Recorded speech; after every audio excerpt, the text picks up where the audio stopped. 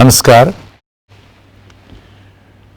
Now, in the second part of the presentation on action research, friends, we are going to discuss about documentation of action research. As the meaning one can make out, documentation is reporting, recording and keeping a record of what we have done. In case of action research now, when we talk of documentation of action research, it has two parts. One is the action research proposal, the other one is the action research report. So, both form a part of the documentation of action research. We move on to the next now. Action research proposal is the first thing. What is this proposal? It is a plan document prepared just before the actual conduct. Proposal is prepared before actually we conduct something. So, a proposal can cover the following steps. Please see the screen. You will see that we have enumerated first 7 steps of action research which we discussed earlier. First step is the perception of the problem or the dissatisfaction. Second, analysis of the problem or dissatisfaction. Third, probable causes. Fourth, developing proposition. Fifth one, prioritizing a proposition. Sixth one, action hypothesis. Seventh one, planning and intervention. Now, here we are talking of 7 points because we can only plan in a proposal only up to the planning part. So, you have to perceive the dissatisfaction, you have to analyze the problem or the dissatisfaction, you have to list out the probable causes, you have to develop propositions, you have to prioritize a proposition, you have to develop an action hypothesis, then you can plan. Up to this can be a part of the proposal. Actual execution is the next part. So, in a proposal, you have to have the first 7 steps. Okay? Now, we move on to the points to be considered in a proposal. Please keep the following in mind.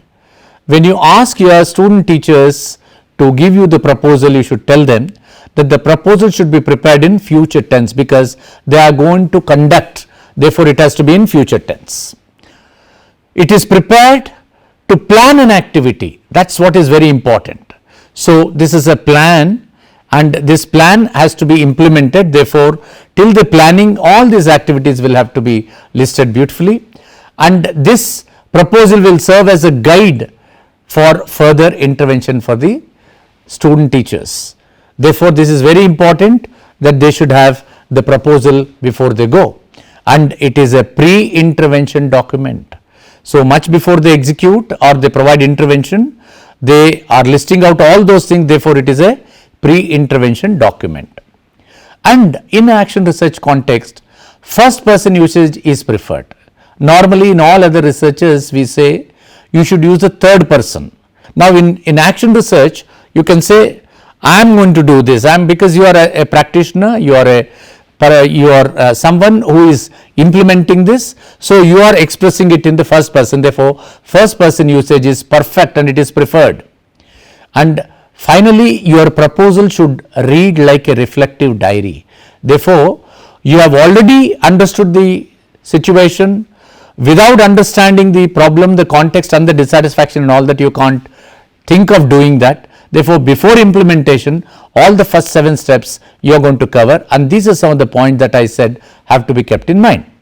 When we are talking of an action research proposal in the internship context, let us come to the internship context. It is not prepared by a student teacher before actually understanding the actual context where one is teaching. Therefore, we should be very careful.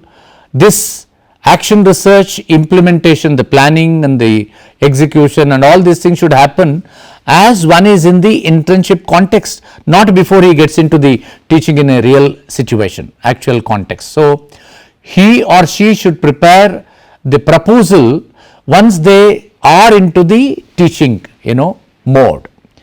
As they understand the situation, as they identify different dissatisfactions, they have to zero in on one and then they have to implement. Therefore, the action research proposal is not prepared before actually understanding the actual context. So, it is not to satisfy somebody to fulfill some requirement that we are doing. A student must be enabled to understand how to become a reflective practitioner.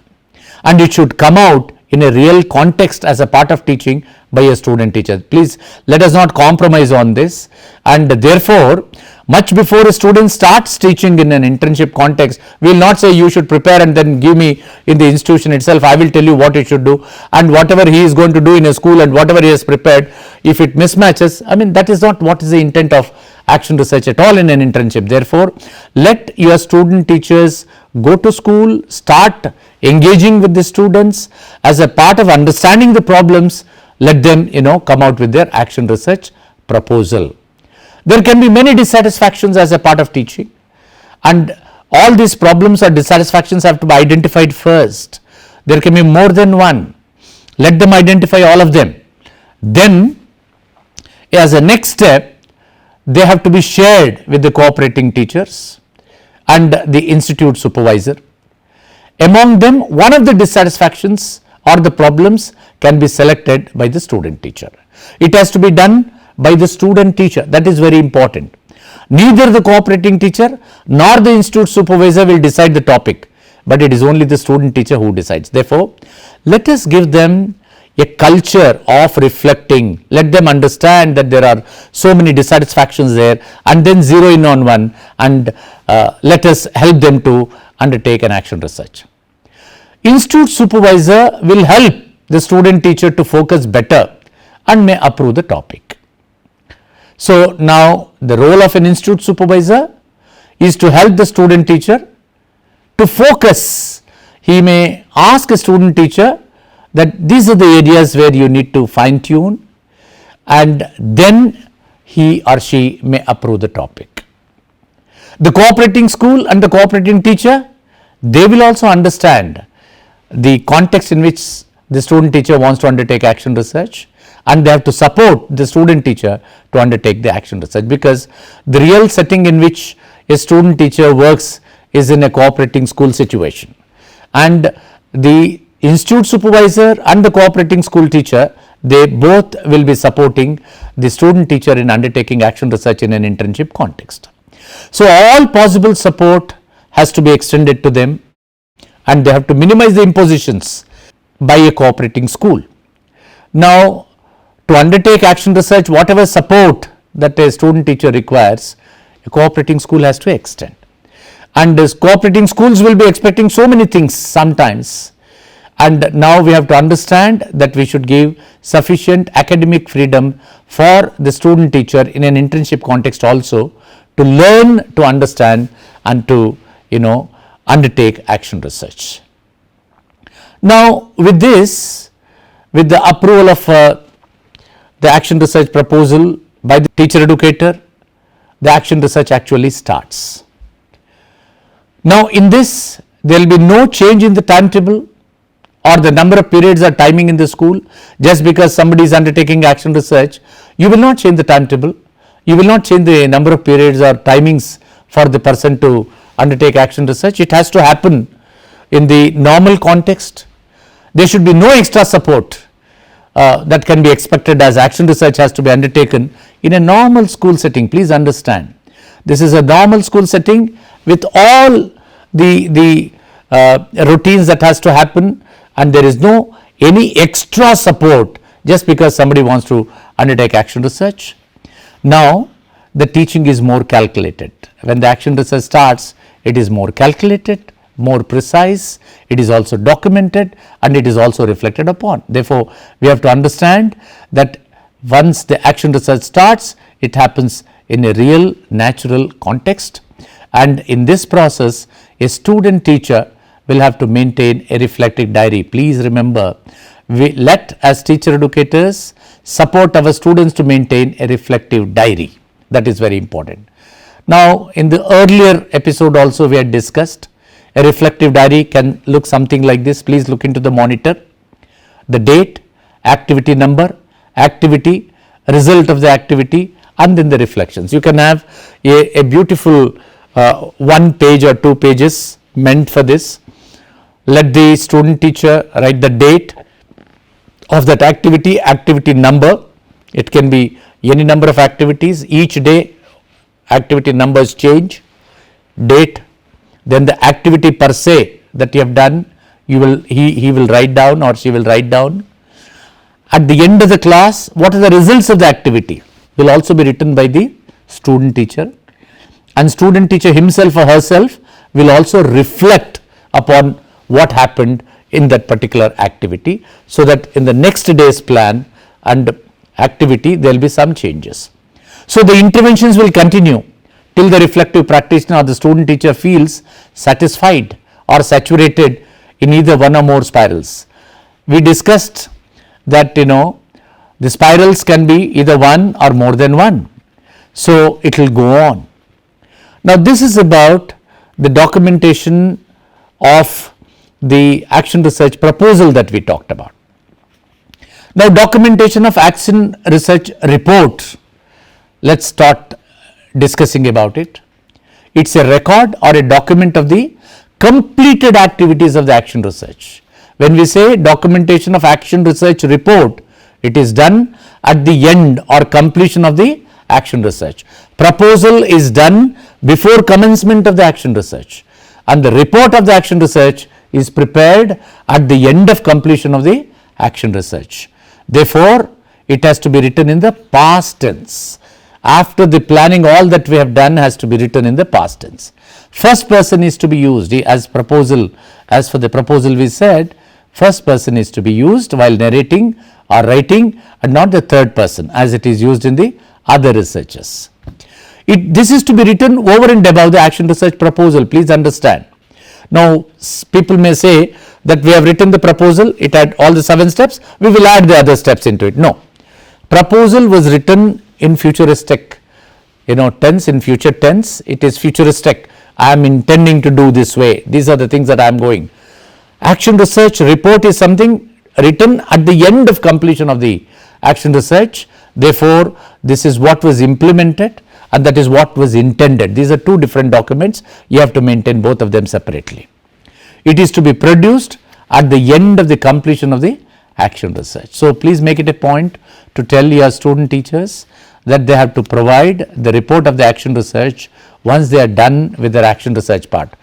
Let me also tell you at this point, student teachers may not need the entire internship period to complete one action research. Maybe much before the completion of the internship they can complete this. So it is not necessary that the end of the internship itself they have to give. Once they are done with their action research and they feel that this is over, they can complete the report and give it to you. And it is to be supplemented with all needed evidences, including the use of the diary. Whatever or all other things, evidences that I have collected should be a part, including the use of the diary in the report. All steps that are planned for the conduct of action research will be a part of the report. Please understand, in the earlier episode we have discussed that there are 10 steps in this model, and all the 10 steps will have to be covered as a part of the report. Various steps to be covered include the following. This is as a recapitulation, and for the report how it could go on, I am going to share that with you. The top cover page of the report can have the title of action research. Whatever is the title of the action research, you could give there. And the middle of the page, it can carry the name of the reflective practitioner, the student teacher's name. And the bottom of the page, it carries the name of the institution where the reflective practitioner is studying. He or she is still studying. He or she has come to the cooperating school to undertake action research as a part of the internship. Therefore, the institution where one is doing his teacher preparation program, that name of the institution has to come there. And the bottommost covers the year of completion of action research. So the year or the month when the student teacher completes, you give that. See the example, for example, you look into the screen now, you will see a sample. Enhancing effective communication skills among 8th standard students of demonstration school, a report by Asha K. See, enhancing the effective communication skills of 8th standard students of demonstration school, a report is the title of the action research that has been undertaken by Asha K, B.Ed student teacher. Now, where has it been conducted? Regional Institute of Education, Mysore. When was that completed? 2018. It can look something like that. You can give a neat border, and then this can be the cover page. Next, after the cover page, you can start with the acknowledgements. This is a proposed model. This is not something sacrosanct. This is a proposed and a suggested model. Here the student teacher can acknowledge the support extended by all concerned. So many people, say for example, the support extended by the teacher educator, the support extended by the headmaster or headmistress of a cooperating school, the support extended by the cooperating teacher, the support extended by the students, the support extended by other teachers in the cooperative school. All those support that one has got can be acknowledged. Please, we should tell this. This is not a place to please anyone, even though there is no direct contribution for the completion of action research. Please let us understand, whosoever has helped us, we should acknowledge. And student teacher has to be facilitated to learn the art of acknowledging people who are involved in this particular thing. This we are not doing it to please somebody or to displease anybody. Whosoever has done or helped me, I have to acknowledge. This is what we have to tell. This act of a teacher educators can inform and influence student teachers in becoming objective and authentic by way of writing simple thing like an acknowledgement. I mean, it may look like very simple. Some students are in the habit of acknowledging those people who are not even connected to the work. That we should not encourage. Only those people who are concerned. Therefore, this is not a place we are here to, please somebody even though they are not connected to it. So, teacher educators have to inform and influence student teachers in becoming very objective and authentic. Acknowledging is an art. So, while it is a place where student teachers understands is our obligation to thank people who mattered. That is very important. The student teacher must understand that such people have helped me, therefore I have an obligation. I have to thank them, therefore I sincerely write as much as they have done to me. Therefore, the choice of the words are very important while acknowledging. It must be a very delicate and a balanced act, and this is a skill. I am telling you, as teacher educators, if we have practiced this art of being very objective and authentic, and if we are very careful in the choice of our words, we will definitely inform and influence our student teachers also. Then it can have a certificate by the institute supervisor. It is desirable to have a certificate by the institute supervisor to legitimize the activity undertaken by the student teacher. This is a legitimization process. Therefore, we need to give a certificate. Here, the institute supervisor will certify that this is an activity that has been undertaken by student teacher during such and such a period. This is a bona fide work of the student teacher. That is something very important, because the teacher educator has seen, has supervised, has guided, has supported, encouraged, so he or she can give that. Then let us look into the content page of the action research report. The content page could cover all the documentation parts sequentially. It could cover the following. Number one is the acknowledgement, then the certificate, then different chapters. Your different chapters of action research are nothing but different steps of action research. Please remember, we have talked about 10 different steps of action research. Each one could be a different chapter by itself. So, each spiral comprising different steps ought to be written separately. That means, if you have followed one spiral of 10 steps, your first 10 chapters will be that. If you have gone into the second spiral, then again your 11th and 12th steps that will come, which means for each spiral 10 different steps, and second spiral again you will write. So, report writing also will follow the same thing. Let us now look into chapter scheming, how we can. Please recall chapter 1, perception of the problem or the dissatisfaction. Whatever we have followed, whatever steps that we have followed in the proposal and in the action research, all the steps, they become different chapters. First one is perception of the problem or the dissatisfaction. This will not be different from the proposal. You have perceived, whatever you have perceived, you will write the same thing there. Only difference between the proposal and the report is in the use of the tense. You will say, I have found that this is a problem, and you may use the past tense here, that is what it is. Now, the problem or the dissatisfaction will be written in the past tense, that is very important. Length of the chapter is immaterial. Don't think that how many pages it should have. Depends. It's immaterial. It can be 1 page. It can be 2 pages. It can be 3 pages. It doesn't matter. It can even cover within 1 page. You should not be surprised. Now, we are not worried about the number of pages. The authenticity of what it has to cover is very important for us. It will cover the problem or the dissatisfaction as seen by the reflective practitioner in detail. That is very important. As the reflective practitioner has seen, that has to be written as the first chapter. Then the chapter 2 is analysis of the problem or the dissatisfaction. Please remember, again this will be written in the past tense. Length of the chapter is immaterial.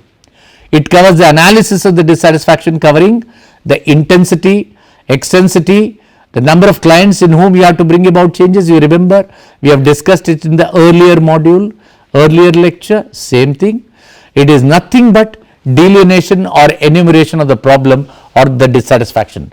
You are writing like a story, and then anybody who reads your analysis of the problem understands that this is how you have perceived your problem of action research. So, it has to be very vivid account. Then coming to the third chapter, you are going to write about the probable causes. Here, it is a process, as we have discussed in the past, it is a process of listing all probable causes that must have contributed for the generation of the problem or the dissatisfaction. Keep that in mind. At best, each of the causes is elaborated in a context. If you have say about 5, 6, 7 causes listed, you may elaborate in a particular context each one of them. So, the reflective practitioner writes causes as he or she understands it. That is very important. It is also written in the past tense, as by now the situation will have changed. Okay? So, you can write in the past tense. Now, let us move on to chapter 4, development of propositions. Recall what we have discussed. The tentative theories developed by the reflective practitioner are presented in the past tense. Whatever propositions that you have developed, you have already completed the work. Therefore, you have to use the past tense and you say how you have developed the propositions. Propositions developed would be capable of narrating a logical story of how the dissatisfaction must have been generated. This is what we have discussed. A proposition is a tentative theory based on the probable causes, and you could have 2 propositions we said. So, both the propositions you have to describe logically.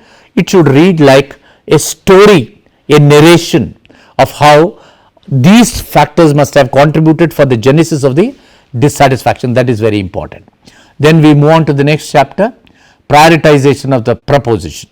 Here obviously it will be that proposition for which reflective practitioner will have been able to find out some solution. Please remember, so the proposition for which a teacher or a teacher educator or a student teacher can find solution is what is the prioritized proposition. This proposition, as developed in the previous chapter, needs to be presented here with a reason as to why this proposition was prioritized. That is very important. The reason, you should be able to say why it was prioritized. That's important. Then we move on to the chapter 6, action hypothesis. Now, I have been saying that in each spiral there will be only one action hypothesis. We have discussed this at length. So, you will write action hypothesis of spiral 1. If you have gone into other spirals, you will write that also. A justification will have to be written after writing an action hypothesis. Action hypothesis HYPOTHESIS is singular, SES is plural. We are not going to use plural at all. We are going to use singular, as in each spiral we are going to write only one hypothesis. So, for that action hypothesis you have to give justification, and this justification must be based on the logical basis of the reflective practitioner. As the practitioner sees it, let them give the justification. It could also cover different components of the intervention proposed in the hypothesis, because action hypothesis, as we discussed in the earlier session, there is a problem, there is a solution. This solution is said to be capable of minimizing this dissatisfaction or the problem. Therefore, the different components of the intervention you have written could also be covered, and each of the components of the intervention could be elaborated. This is important. Now we move on to the chapter 7, planning of interventions. Interventions that you have planned needs to be sequentially elaborated with justification. What will come first, what is second, what is subsequent, what happens parallelly, what happens sequentially will have to be written. The basis for planning of each of the interventions can be elaborated. Why you thought that this was necessary, the basis you will write. The preparations made for each of the interventions can also be elaborated. The planning, the preparations that you have made for each of the interventions, you could elaborate in that. The difficulties and challenges faced during this phase can also be elaborated, obviously. Then we move on to chapter 8, execution of interventions. Here, write the implemented interventions sequentially, covering all activities. Now, you had planned certain interventions, but the implemented interventions may be different. So, in the report writing, whatever interventions that you have implemented, that you will write. There can be difference between the intended implementations and then the implemented interventions. Therefore, here you are going to write what was implemented. If the intended and implemented interventions were different, reflect on that. That is very important. What you thought you could do and what you eventually did. If there are differences, you should be able to reflect upon that as to why you changed. That is very important in the execution.